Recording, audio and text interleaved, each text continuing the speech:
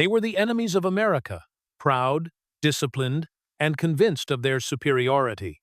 Captured German soldiers from the battlefields of North Africa and Europe, men who once fought under the swastika, suddenly found themselves stepping onto American soil as prisoners of war.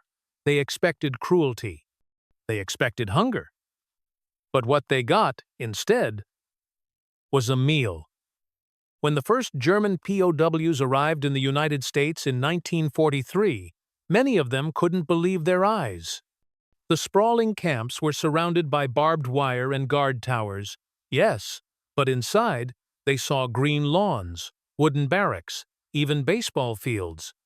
The war had brought them to the other side of the world, yet this enemy land looked strangely peaceful. And then came the food. American guards lined the POWs up for their first meal in the camp. The Germans, hardened soldiers of the Afrika Korps and Wehrmacht, watched with suspicion as metal trays were handed to them filled with steaming mashed potatoes, thick cuts of meat, vegetables, bread, and even dessert. Some of them laughed. They thought it was a trick.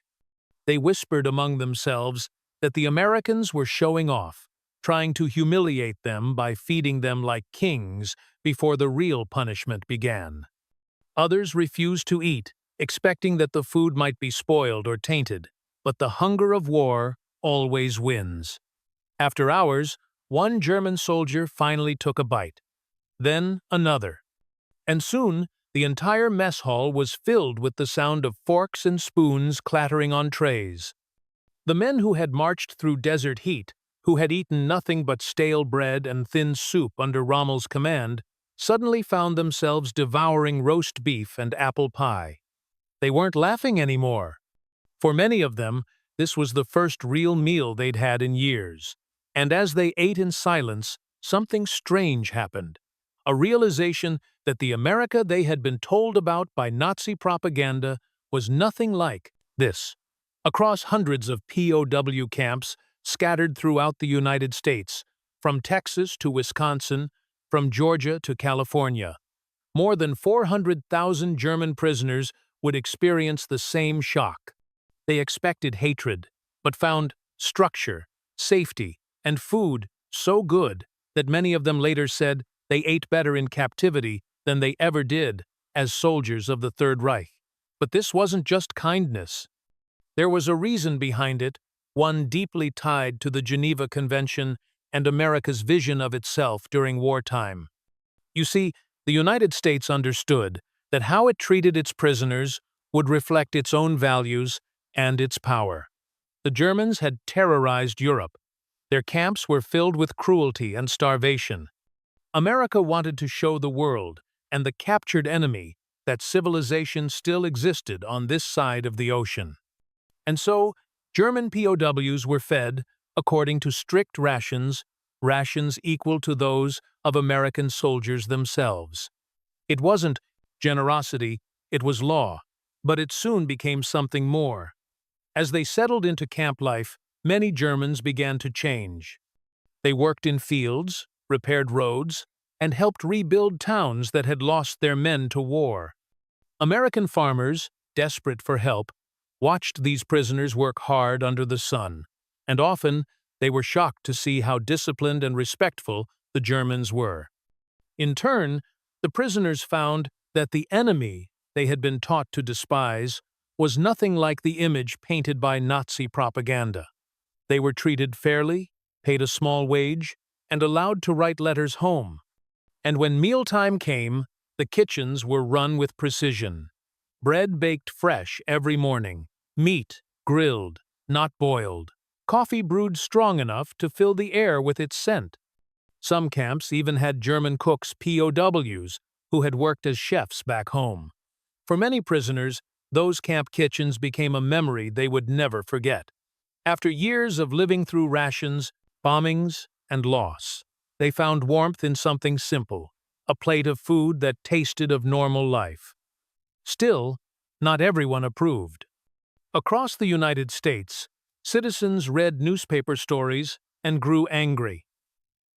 Why should the enemy men, who had fought for Hitler, be eating steak, while American families faced rationing and food shortages. It became a controversy that simmered quietly beneath the surface. Letters poured into newspapers, demanding that the prisoners be fed less, treated worse, made to suffer. But the U.S. military stood firm.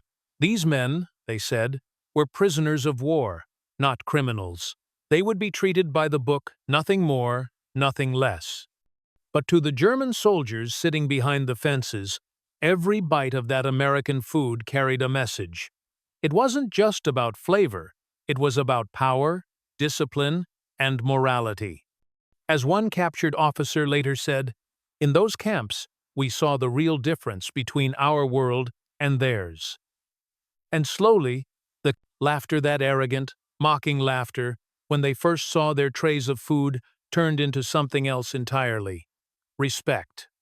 What happened next inside those camps would change not only the prisoners' view of America, but, in some cases, their entire lives after the war. Some would never return to Germany. Some would marry Americans. And some would spend years trying to explain to their countrymen back home what they had seen and tasted on the other side of the Atlantic. Because the story of how the German POWs ate in America isn't just about food. It's about a strange kind of victory one fought not with weapons or battles, but with bread, kindness, and the quiet strength of humanity. And as we look deeper into the daily lives inside those camps, their routines, their meals, their friendships, and their surprising gratitude, you'll begin to see how a simple plate of food could break through the hardest walls of propaganda and turn the enemy into something far more complex. Inside the barbed wire fences of America's POW camps, daily life settled into a rhythm that few of the captured Germans ever expected. Each morning began with the sharp sound of a bugle or the clanging of a metal bell.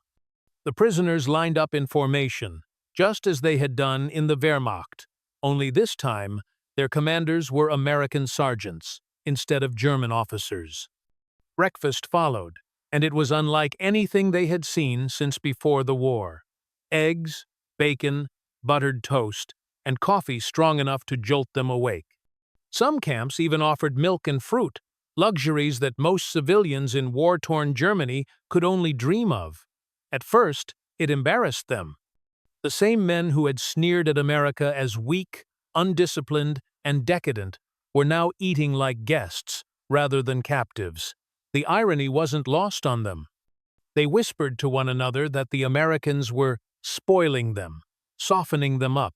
But as weeks turned into tripers, months, suspicion gave way to quiet gratitude. Many German POWs later wrote that the food changed everything. It wasn't just about taste, it was about dignity. They were treated as soldiers, not beasts. Even though they had fought for the Reich, the Americans kept their word to follow the Geneva Convention, but the meals were only part of a larger design. The camps became small worlds of their own, orderly, efficient, almost self-sufficient. Many of the prisoners worked in camp bakeries and kitchens, using ingredients provided by the U.S. Army Quartermaster Corps. German bakers began making bread the way they knew best: dark, dense loaves, baked in brick ovens, built by their own hands. Soon, American guards were sneaking over during their breaks, just to grab a slice. The POWs laughed not out of mockery this time, but with a kind of mutual understanding. The bread of the enemy had become something they both shared. Work assignments were common. The United States was short on labor, with millions of American men overseas. German POWs filled the gap, working in lumber mills, canneries, farms, and factories under military supervision. They were paid small wages in canteen credits, which they could use to buy candy, cigarettes, and sometimes extra rations. And what they did with that money was telling. Many used it to buy coffee and sugar, rare treats they couldn't get back home. Others sent small gifts to American children in nearby towns, often handmade toys, wooden carvings, or painted stones. In some rural communities, relationships began to grow. Farmers who had once hated the thought of Nazi prisoners on their land were surprised by the manners and work ethic of these young men. A quiet respect developed, sometimes even friendship. After the day's work, the POWs returned to camp for supper, often a hearty meal of stew or meatloaf with vegetables, followed by dessert. On holidays, the meals became feasts. Thanksgiving brought turkey and pumpkin pie. Christmas saw special rations, and in some camps, the Americans even allowed the Germans to sing carols in their native language. In one Texas camp, a German choir performed Stille Nacht, Silent Night, on Christmas Eve. American guards stopped their patrols just to listen. Some stood in silence, tears forming in their eyes. Two sides of a brutal war, sharing a song under the same sky. It was moments like that which began to erode the enemy lines that propaganda had drawn so deeply. The Germans realized that these Americans were not the monsters they had been told to hate. And for the guards, many of whom had lost friends in the war, seeing the prisoners as ordinary men laughing, singing, eating, began to shift something in them, too. But not everything was peaceful. There were still tensions inside the camps. Hardline Nazi loyalists tried to enforce their ideology, even in captivity. They bullied other prisoners, punished those who spoke positively of America, and tried to maintain military order. Some camps had to separate these diehards from the others to prevent violence. Yet, even the most stubborn among them couldn't ignore what they saw and tasted daily: the fairness, the food, the freedom from fear. One German officer, captured in Italy and held in a camp in Georgia, wrote later, "They fed us well, better than our own army ever had. It made us question what we had been fighting for. How could people who treated their enemies this way be what our leaders said they were?" That reflection was common. The simple act of being treated humanely, of eating full meals, of being called by name instead of number, began to change minds. There were even stories of POWs who volunteered to stay longer after the war's end, helping with reconstruction projects rather than rushing home to a destroyed and divided Germany. They had tasted a different kind of life, one that had begun with a plate of food. Of course, not all Americans supported this treatment. Back home, families were rationing sugar, meat, and coffee. Posters encouraged citizens to save for victory. To learn that the enemy was enjoying full plates in captivity angered many. Letters flooded military offices, demanding tougher conditions. But the Army's logic was cold and precise. If American soldiers were captured overseas, the way these Germans were treated would influence how they'd be treated in return. The Geneva Convention wasn't just morality, it was insurance. Even so, it's hard to deny the emotional power of those meals. Food was the great equalizer. It crossed languages, ideologies, and uniforms. Around the mess hall tables, you could almost forget who had been the victor and who the defeated. And in some small but powerful way, it also became a form of soft diplomacy. When those POWs eventually returned home, they carried stories that spread through post-war Germany of the strange fairness and generosity of the Americans. Many historians later credited those experiences with shaping early goodwill between the two nations after the war. When Germany was rebuilt under the Marshall Plan, thousands of former POWs volunteered to work with the Americans again. The same men who had once laughed at their food, now helping rebuild Europe with American aid. But before any of that happened, before they became symbols of reconciliation or witnesses of mercy, they were just men, hungry and humbled, sitting inside wooden barracks in an unfamiliar land, learning that food could sometimes be stronger than ideology. The story of the German POWs eating American food isn't just a curiosity of history. It's a reminder that even in the midst of humanity's darkest wars, compassion can pierce through the barbed wire. And as the war ended, and the gates of those camps opened one final time, what those men took with them would surprise everyone, including the Americans who had once guarded them. When the war finally ended in 1945, a strange silence fell over the American POW camps. The news came first, in whispers Germany had surrendered. The Reich had fallen, Hitler was dead. For the men inside those fences, it was like waking up from a fever dream. They had entered as soldiers of a powerful empire, and now stood as exiles of a nation in ruins. Some celebrated quietly, others wept. And many, when they sat down to eat that night, stared at their trays of food in silence, not because of the taste, but because of what it symbolized. For months, even years, this food had been a constant, a piece of normal life that reminded them of something human amid the chaos of war. But now, the question lingered: what came next?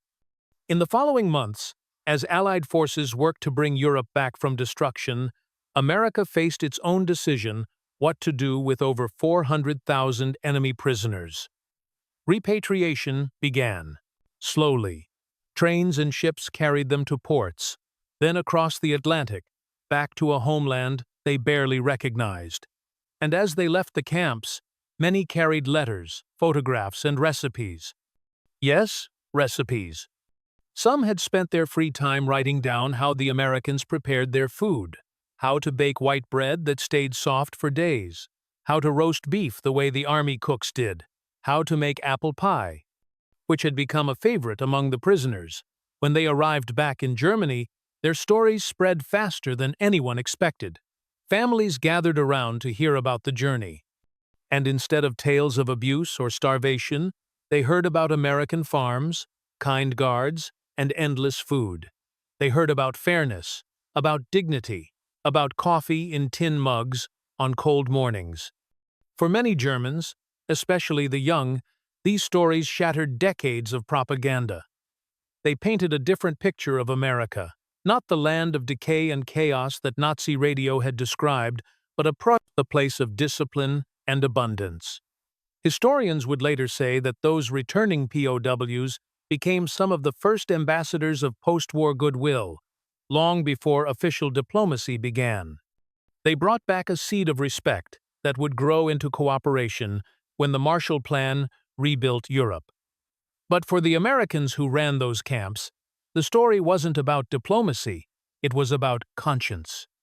Many of the guards, cooks, and officers later said the experience changed them too. They had gone into the war seeing the Germans as ruthless killers and had come out seeing them as men not so different from themselves.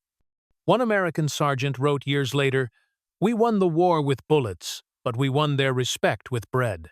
That simple truth echoed through the lives of many who had lived behind those fences. Some German POWs never forgot it.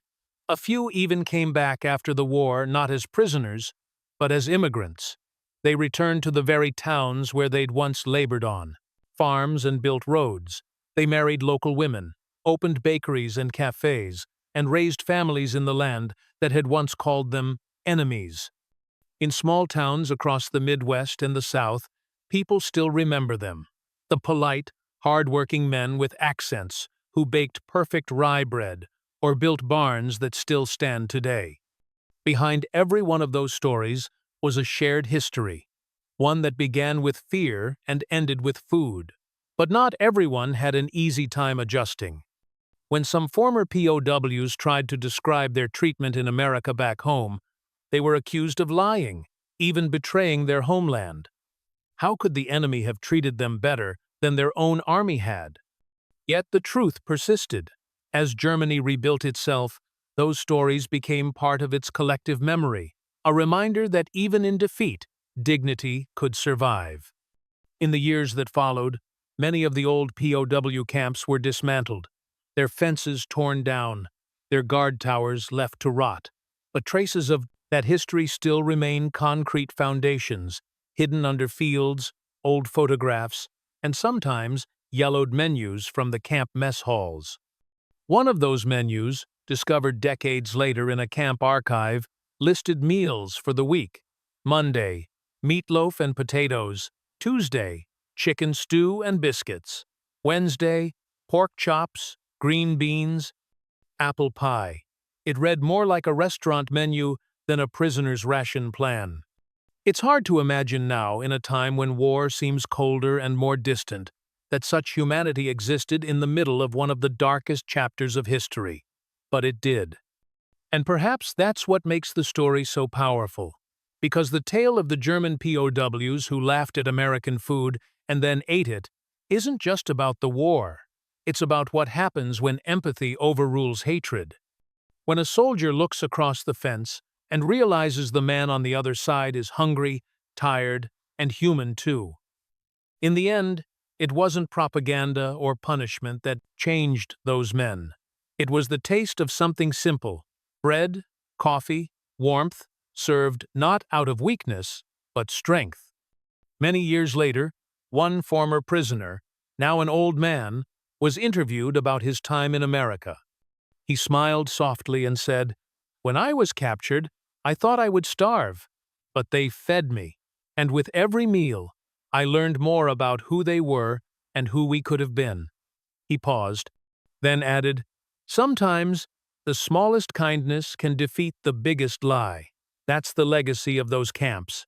Not the fences, not the guards, but the tables where enemies once sat, eating the same food, breathing the same air, and slowly realizing that victory and defeat aren't always decided by guns. Sometimes, they're decided by how you treat the man who's no longer fighting back.